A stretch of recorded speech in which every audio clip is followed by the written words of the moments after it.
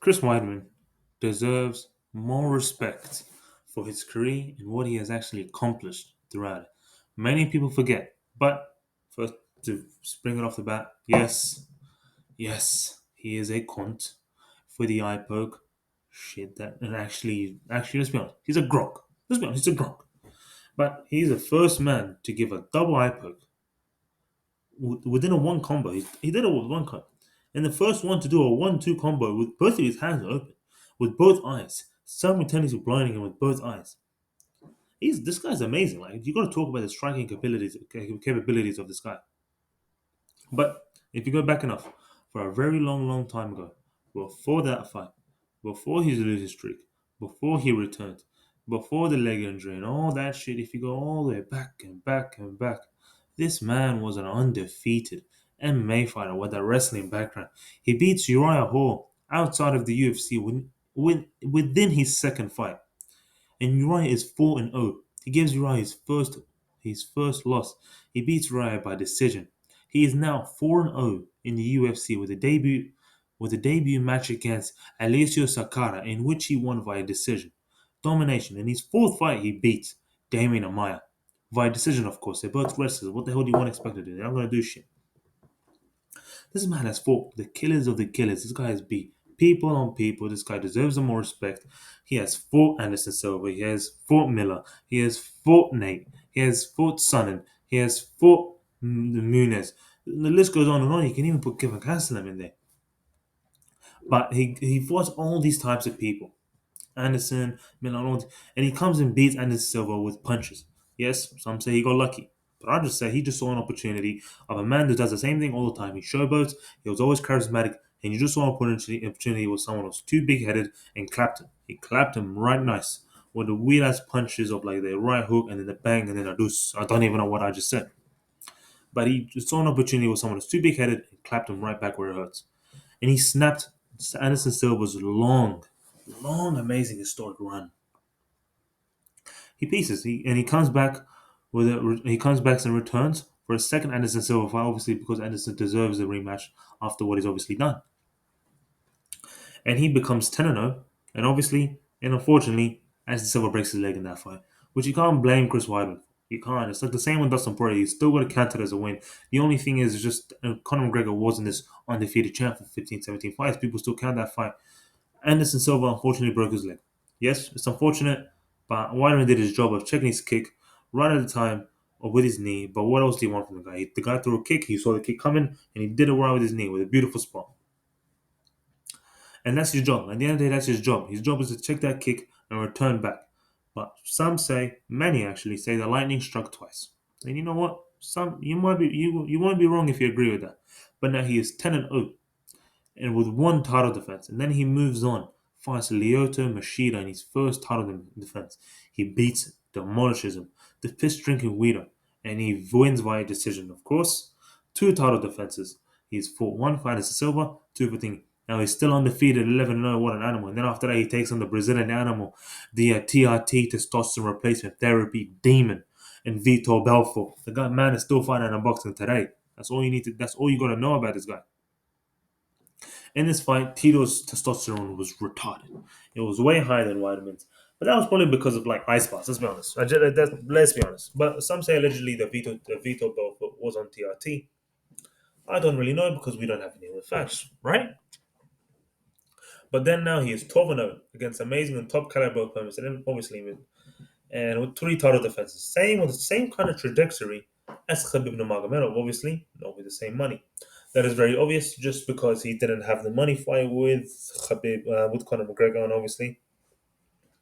But to point, they were both undefeated, both with three wins for three title defenses. But obviously, Weidman had the tougher fight. If you regard the first 12 fights with Khabib's first 12, there's no question as a whole. But as a whole, Khabib has a better legacy. So basically, what the point I am trying to make is he is 12-0, undefeated, three title defenses. Khabib is undefeated, 29-0, and undefeated with three title defenses. Same kind of trajectory. You was wondering what would happen if he had retired. You wondered how the world would be. You wondered how people would have hyped him up, said what type of things. But unfortunately, in his next fight, he would have lost. Maybe it would have been the same with Khabib, especially since his next fight that he was going to fight was going to be against Charles do Bronx Oliveira. And that's a fight that we've still been dreading to this day. But as we continue on UFC 194, Aldo versus McGregor, one of the biggest UFC cards on that year and me in for ages. We had Weidman fight Luke Rockhold, and obviously, after the fight, he was a bit retarded. Actually, no, during the fight, he was a bit retarded. So he decided to become a capoeira Brazilian ninja and throw some stupid shit. And Luke Rockhold, if he saw it, catched it, spinned him, and when he did it, he lost his position and made Luke get on top and to win via ground and pound. But hey, at least he got some pay per view on that Conor McGregor card, which obviously got I think 1.2 million pay per view buys. So you know what, Weidman is pretty happy about that. Don't worry about that. Unfortunately, the rematch actually didn't take place, which is kind of sad due to many reasons. But now Weidman's undefeated streak has actually came to an end, and he has actually lost. He isn't the same, and this gets proven when he gets viciously knocked off out of Yoel Romero on UFC 205, another Conor McGregor card, just to say, just say. But then the poor lad does another match, and he gets knocked out again and loses via knees by Gurgan Musasi on a three-fight losing streak. However, now he fights Kevin Gastelum and has an amazing fight, and he's going 3 rounds in which he wins by an arm triangle, which is an amazing. But again, the poor lad goes on another losing streak of 2 losses. His first one, he headlines the card with Dominic Reyes and Yair and Jeremy Stevens too, if I remember. He headlines the card and he loses his fights to Dominic Reyes and Ronald Souza, a former WEC champion. But then he gets a lackluster fight with Omar Akhmedov and goes and fights Usman.